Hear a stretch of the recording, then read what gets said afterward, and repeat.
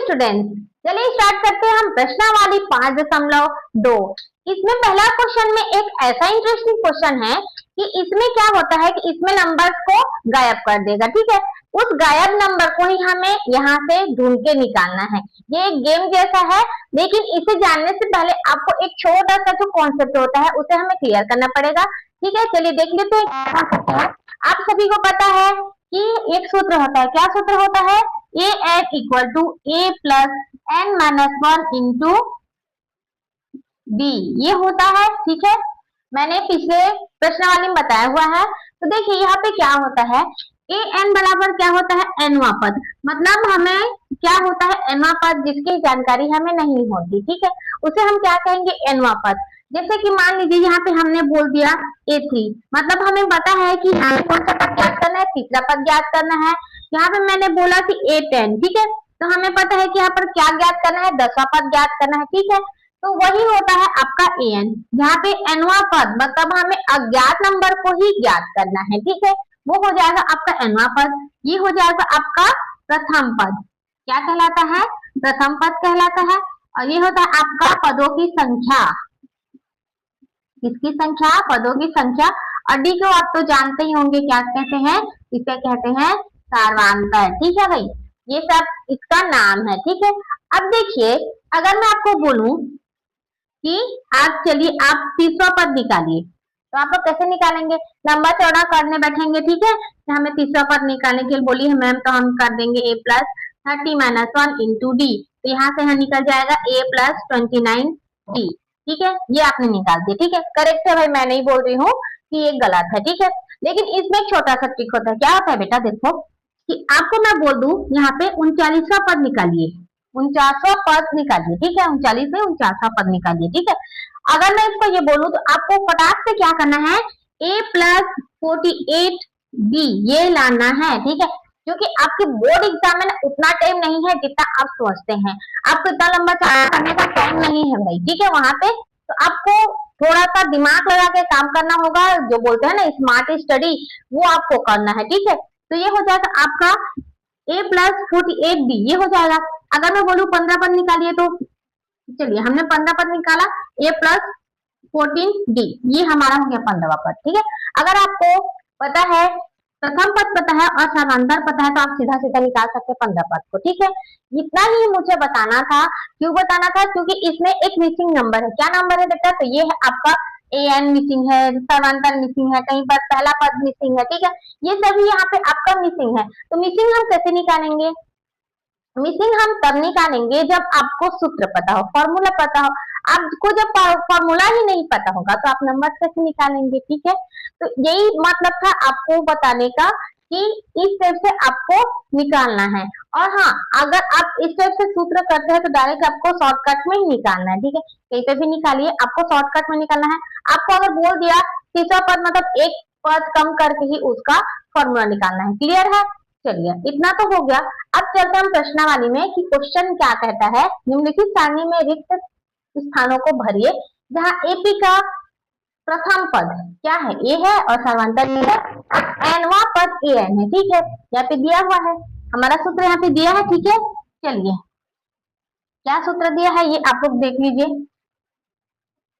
पता है ना क्या है सूत्र? अभी मैंने लिखा a n equal to a plus n minus one into d. आप लोग समझ रहे हैं? क्लास 10 जो है वो बोर्ड एग्जाम जो है वो बहुत ज्यादा हार्ड है। नहीं है, बिल्कुल नहीं है। क्यों है भाई? क्योंकि आपको पता नहीं है, क्वेश्चन ही पता नहीं, आंसर नहीं पता, तो आपको तो हार्ड लगेगा ही।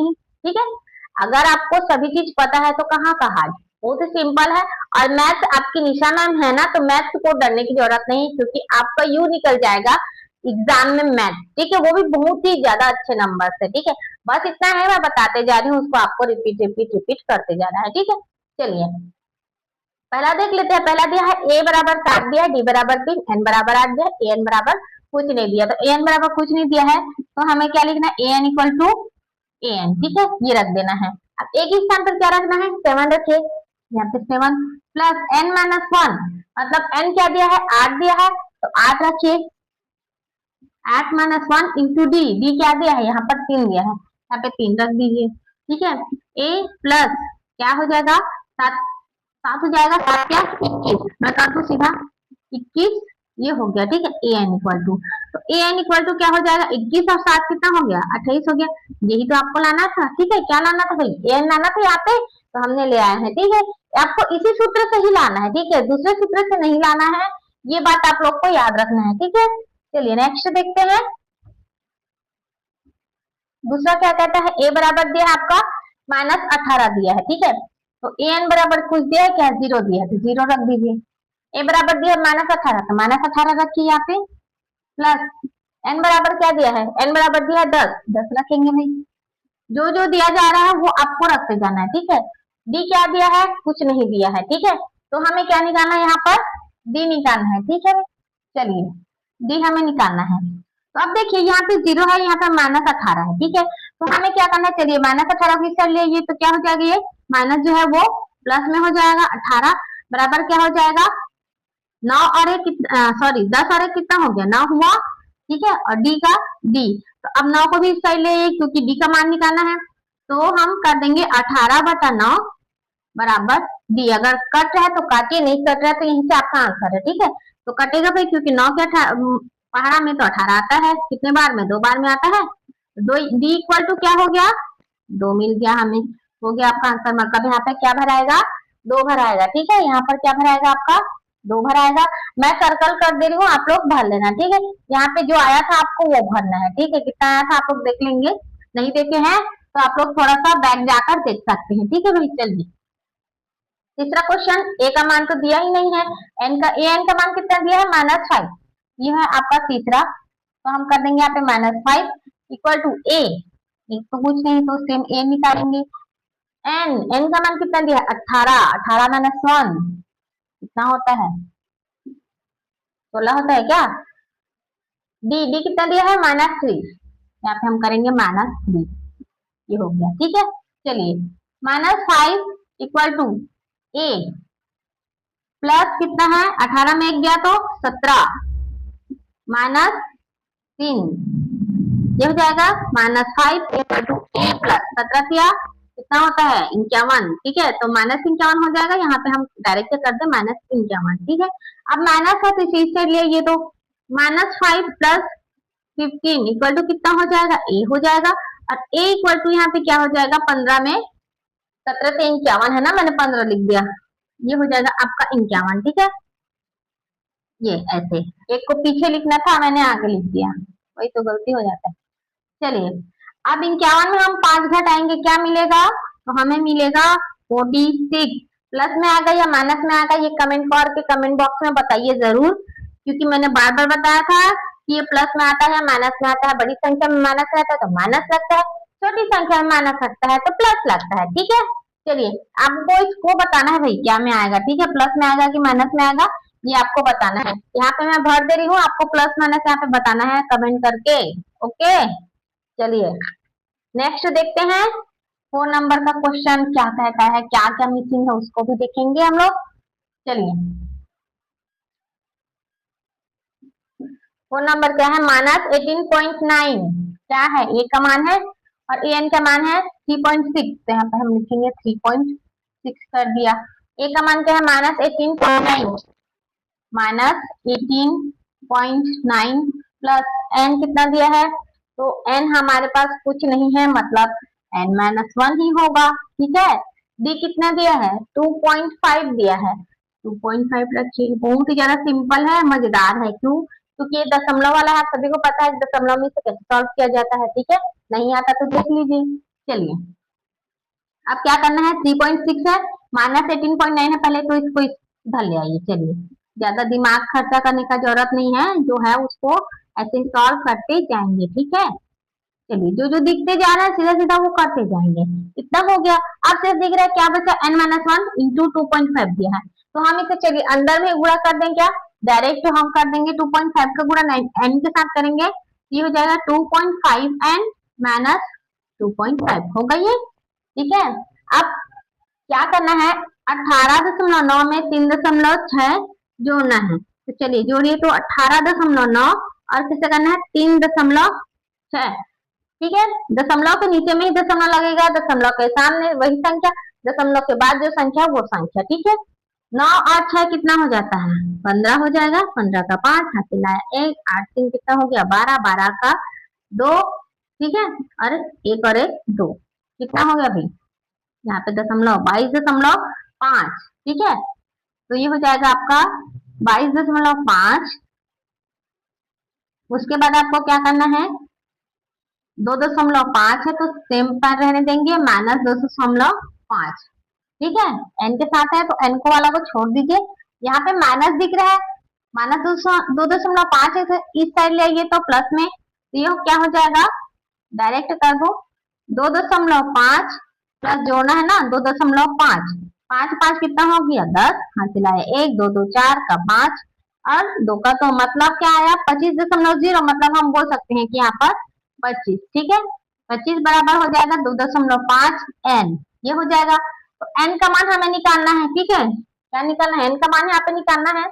तो अब क्या करना है? ये गुणा में है तो ये भाग में आ जाएगा, तो ये हो जाएगा आपका 25/2.5 बराबर कितना हो गया? एन हो गया, ठीक है। अब क्या होगा देखिए, अगर हम नीचे में दशमलव को हटाते हैं तो वह ऊपर में जाकर क्या लगता है?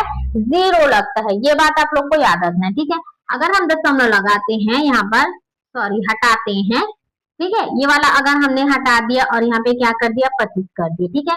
तो दशमलव हटेगा तो ऊपर में कितना है? एक संख्या के बाद दशमलव है तो यहाँ पे एक संख्या के बाद 0 लगेगा, ठीक है। अब आसानी से काट सकते हैं कि 25 से कम 25 और 0 का 0, या फिर 25 दहाम 250 ये आएगा। तो एन का मान हमारे पास क्या आया? 10 आया, ठीक है। चलिए एन का मान यहाँ पे हमने रख दिया है 10, ये करना है फिर, ठीक है। चलिए अब देखते हैं हम पांचवा क्या कहता है उससे।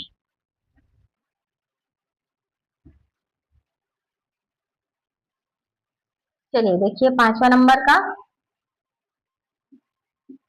ए एन बराबर क्या दिया है? कुछ नहीं दिया है, मतलब ए एन ही तो हमें निकालना है। कौन से क्वेश्चन में? कौन निकाला था हमने?